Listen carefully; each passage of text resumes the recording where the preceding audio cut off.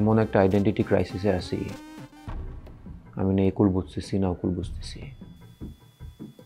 Identity crisis মানে বুঝলাম না, তোর কিসের আবার ক্রাইসিস? তোর আইডেন্টিটি ক্রাইসিস কেন হবে?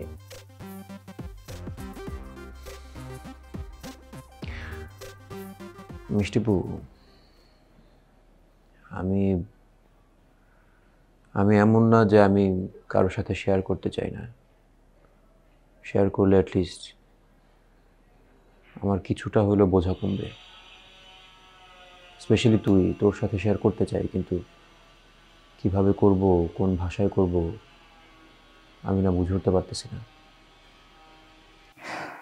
শোন, প্রথমত হচ্ছে যে তোর যে ক্রাইসিস সেটা কিন্তু আমি বুঝতে পারবো না, এটা একান্তই তোর।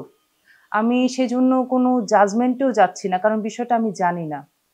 কিন্তু আমি তোর উপর কোনো চাপ দিচ্ছি না, কোনো চাপ নেওয়ার কারণ নাই। আমি তো তোর বড় বোন, তুই যদি আমাকে বিশ্বাস করিস তুই আমাকে মন খুলে বল কি হয়েছে।